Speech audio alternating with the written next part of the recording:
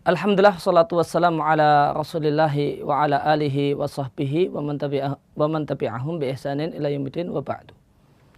Kaum muslimin rahimani wa rahimakumullah. Topik bahasan kita dalam kesempatan kali ini adalah anggapan yang tidak benar terkait dengan tahnik. Terdapat anggapan bahwasanya anggapan berupa anjuran agar tahnik dilakukan oleh orang yang soleh. Dan anggapan semacam ini dianjurkan oleh sebagian ulama mutaakhirin. Bagian ulama mutaakhirin dengan tegas mengatakan orang yang melakukan tahnik itu hendaknya adalah orang soleh dengan harapan dalam rangka tabaruk dengan air liur orang yang soleh. Maka ini adalah anggapan yang tidak benar.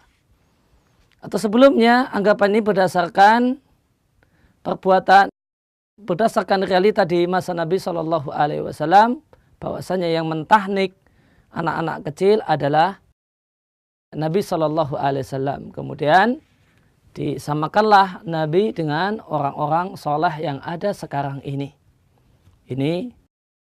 Ini landasan yang mendasari anggapan semacam ini.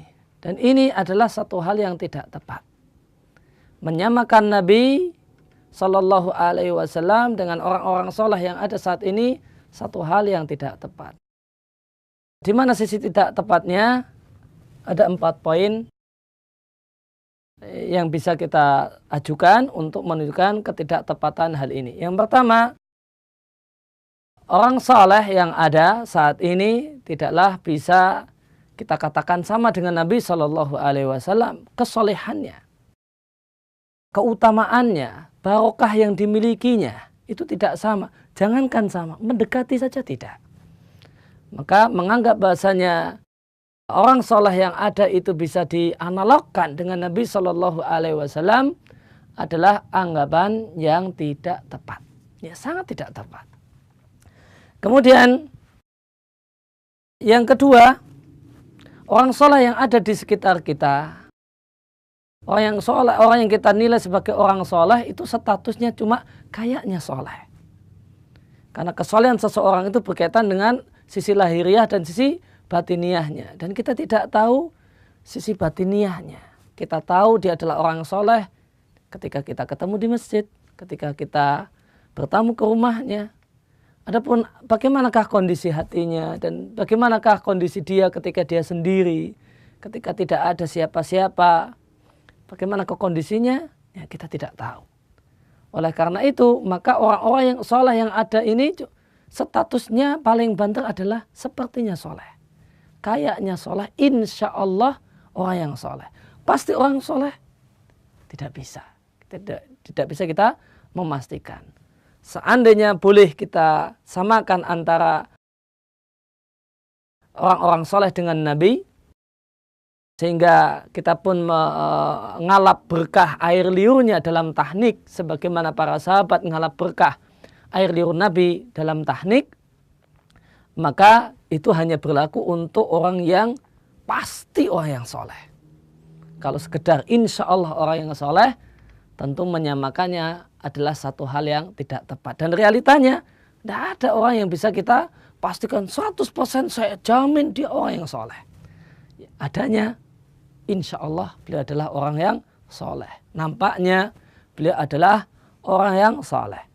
Kemudian yang ketiga, kita tidak mengetahui akhir kehidupan orang-orang yang kita anggap sebagai orang-orang yang soleh. Padahal tolak ukur penilaian adalah bagaimanakah kondisi terakhirnya. Adakah kita tahu bahasanya dia akan tetap jadi orang soleh sampai akhir hayatnya? Bisakah kita menjamin dia adalah orang yang soleh sampai beliau meninggal dunia? Kita tidak bisa menjamin. Nah, kalau kita tidak bisa menjamin dia adalah orang soleh sampai akhir hayatnya, tentu tidaklah tepat kita tabaruk, kita ngalap berkah dengan air liurnya. Kemudian alasan yang keempat, mari kita lihat kondisi di masa para sahabat. Setelah Nabi wafat, apakah para sahabat-sahabat muda atau tabi'in ketika anaknya lahir kemudian dibawa ke tempat Nabi, dibawa ke tempat Abu Bakar atau Umar atau Utsman yang merupakan manusia-manusia top di zamannya, orang yang jelas-jelas soleh. Ternyata tidak kita jumpai semacam itu.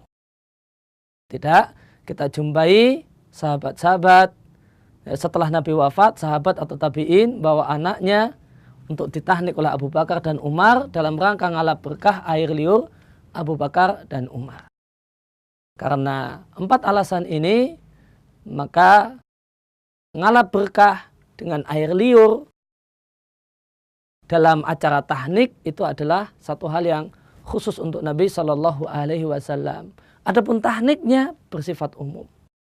Syariat tahnik berlaku umum untuk Nabi dan selain Nabi. Adapun ngalap berkah dengan air liurnya, maka itu khusus hanya berlaku untuk Nabi Sallallahu Alaihi Wasallam.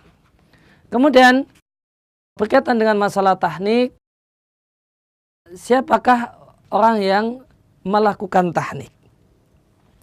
Maka yang melakukan tahnik adalah orang yang hadir, keluarga yang hadir saat lahirnya si bayi, saat begitu dia lahir. Maka tidak harus orang tertentu, boleh jadi ayahnya, boleh jadi ibunya. Di antaranya adalah yang telah kita bahas di pertemuan yang lewat, anaknya Imam Ahmad dari budak yang beliau kumpuli ditahnik oleh ibunya sendiri. Kemudian berkaitan poin terakhir berkaitan dengan masalah tahnik, maka yang sesuai dengan sunnah Nabi Shallallahu Alaihi Wasallam, tahnik itu menggunakan korma. Gimana jika tidak ada korma? Gimana jika tidak ada korma? Maka jawabnya, jika tidak ada korma, maka para ulama memfatwakan hendaknya ditahnik dengan sesuatu yang manis, madu atau selainnya. Demikian pembahasan kita tentang masalah tahnik bayi. Mudah-mudahan ini jadi ilmu yang bermanfaat, ilmu yang bisa kita amalkan dan bisa kita sebarluaskan kepada kawan, kepada saudara, kepada tetangga dan semua orang yang kita bisa berbagi ilmu dengan mereka.